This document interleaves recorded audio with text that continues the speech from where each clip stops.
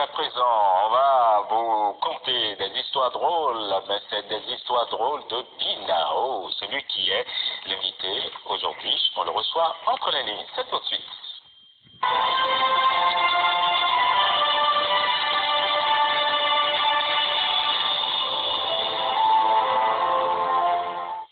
Romuald Binanzon, Binao.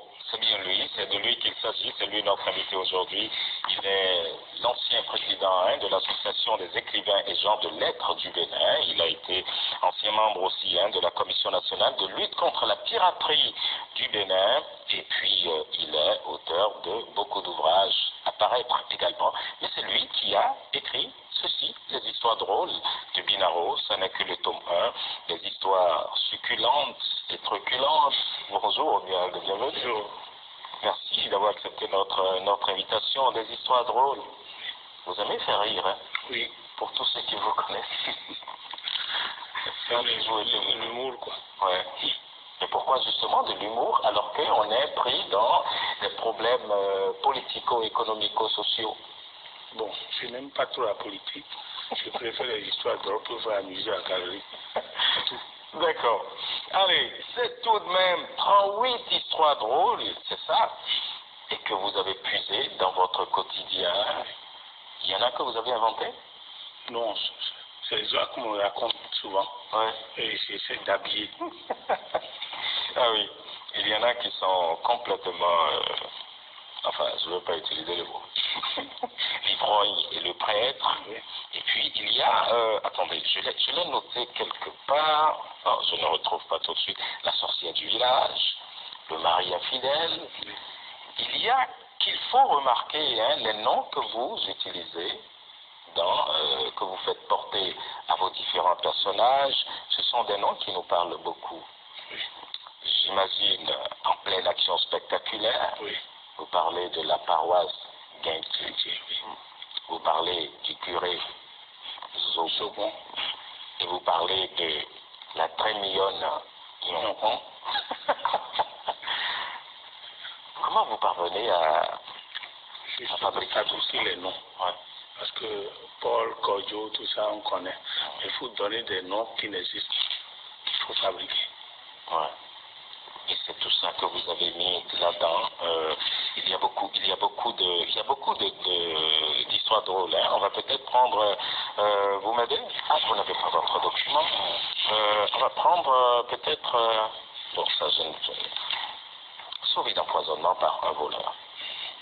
On va dire, sauvé d'empoisonnement par un voleur. Alors, une après-midi, le nommé Karim, qui avait projeté d'aller voler dans une maison, remarqua qu'en pleine obscurité, Dame Djiliba empoisonnait la nourriture de son mari.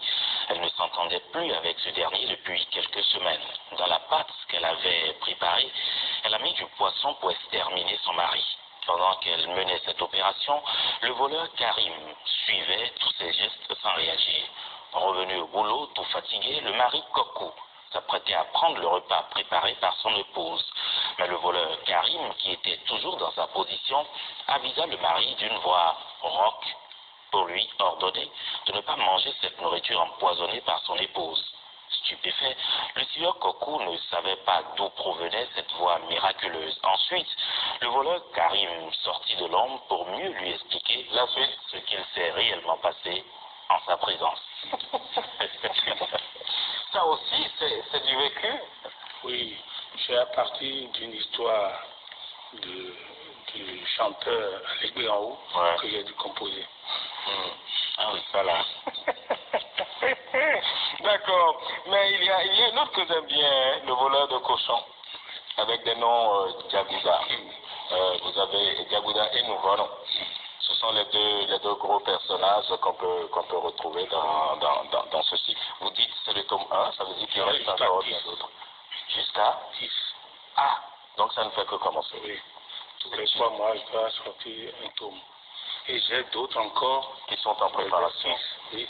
D'accord. Par exemple, scandale dans la famille présidentielle. Ouais. Affaires personnelles. Ça va être intéressant. Le peuple versatile. Ouais. Ah, ma fille aussi qu'on n'a pas écrit. Ah. La richesse, l'autre piège. Ce sont donc des ouvrages à découvrir. Il y a même quelque chose qui va sortir dans quelques jours, le sexe en panne. Le sexe en panne. Wow, à lire absolument. Allez. Les histoires drôles de Binao pour passer une excellente journée, c'est à voir. Hein? Et comme on aime si bien à le dire par ici, c'est pas à chercher en pharmacie. C'est toujours dans les librairies. C'est dans les librairies de la place. Exactement. Romuald, merci beaucoup. Merci beaucoup. Merci infiniment. Et puis,